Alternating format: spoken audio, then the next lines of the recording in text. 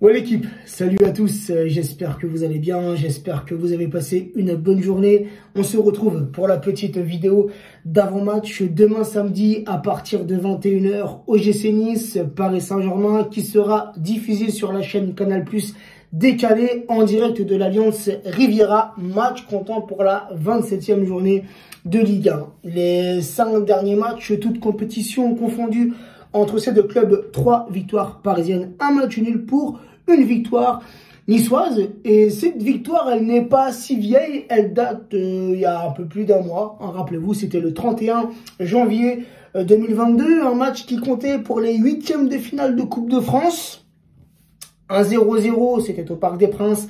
Un 0-0 dans le temps réglementaire. Et l'OGC Nice s'était imposé au tir au but, 5-6. Il y avait eu le match aller au mois de décembre, c'était le 1er décembre au Parc des Princes qui s'était soldé sur un 0-0. Et la dernière victoire niçoise en Ligue 1 chez eux les amis, c'était le 30 avril 2017 et Nice s'était imposé 3-1.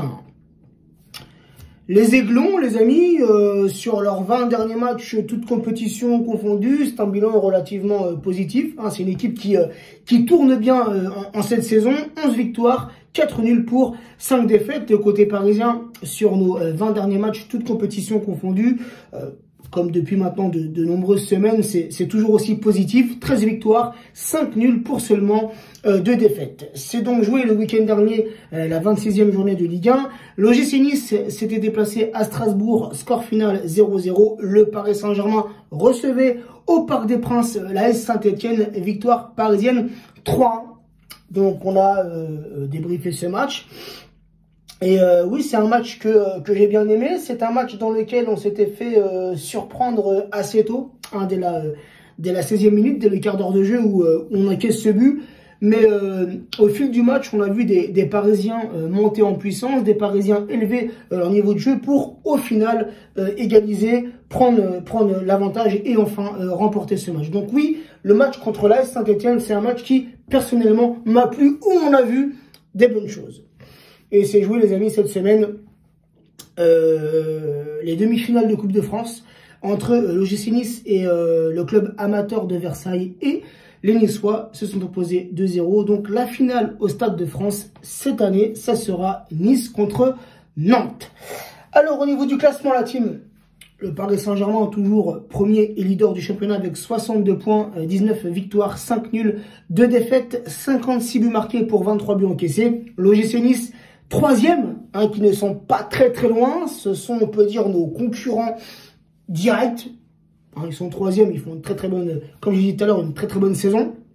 46 points, 14 victoires, 5 nuls, 7 défaites, 37 buts marqués pour 21 buts encaissés. Donc demain, ça sera un choc du haut de tableau, un choc entre les deux meilleures défenses de Ligue 1. L'OGC Nice, première meilleure défense du championnat, et le Paris Saint-Germain, seconde meilleure défense. Et le Paris Saint-Germain est, à lui tout seul, la meilleure attaque du championnat. Donc pour demain, les amis, je vais pas vous mentir.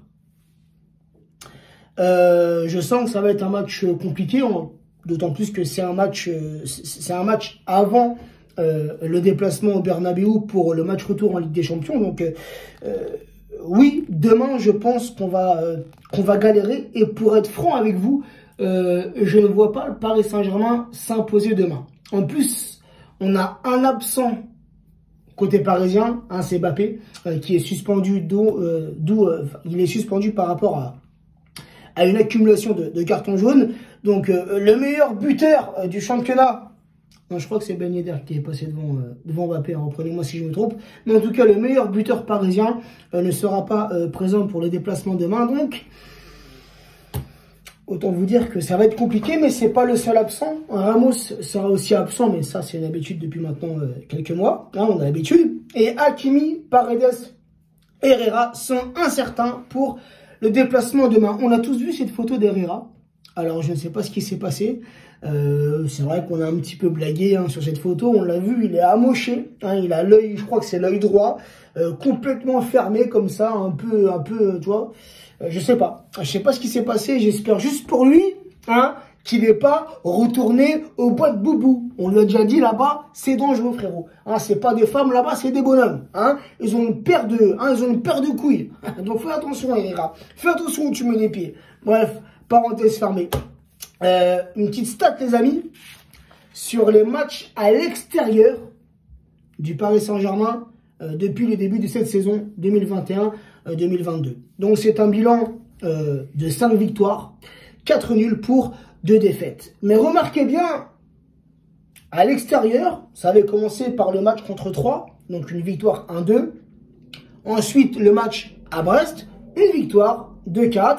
Le match à Reims, une victoire 0-2. Le match à Metz, une victoire 1-2. Donc, en début de saison, les matchs à l'extérieur, on enchaînait avec les bons résultats. Après, on a commencé avec la défaite, rappelez-vous, contre Rennes. Le 0-2, s'en est suivi le 0-0 au Vélodrome. Ensuite, on a renoué avec le succès, le 2-3 à Bordeaux. Et ensuite, depuis cette victoire contre Bordeaux à l'extérieur, on n'a pas remporté un seul match. Le match nul à Lens, le match nul à Lorient, le match nul à Lyon.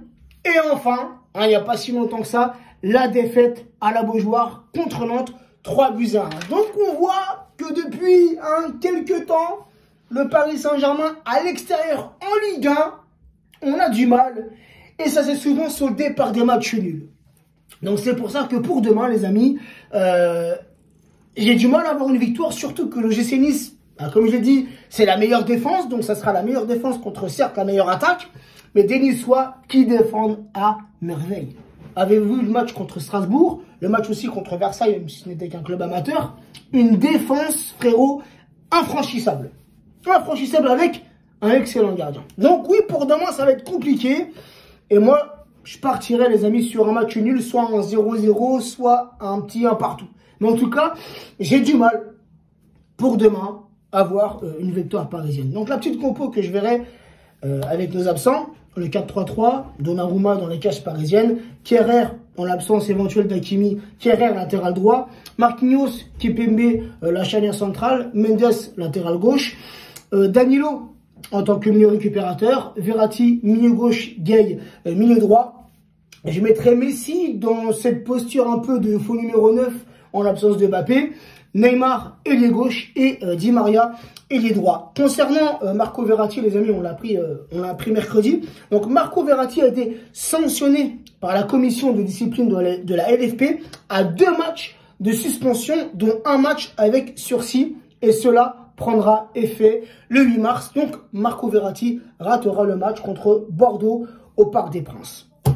On va finir, les amis, avec une stat globale sur les 40 derniers matchs en Ligue 1 entre le GC Nice et le Paris Saint-Germain. C'est 20 victoires parisiennes, 10 matchs nuls pour 10 victoires niçoises. Donc comme je vous l'ai dit, j'ai du mal pour demain. On va pas se mentir, inutile de s'en cacher, les amis. Depuis le début de saison, c'est Kylian Mbappé qui porte le Paris Saint-Germain sur ses épaules. Donc vraiment, je pense qu'offensivement, pourtant les gars, on a Di Maria qui sera sûrement titulaire, on a Messi et on a Neymar offensivement. Et les joueurs, c'est pas des pipes, tu vois ce que je veux dire? Mais bizarrement, j'ai le mauvais pressentiment que demain offensivement, on va pas y arriver.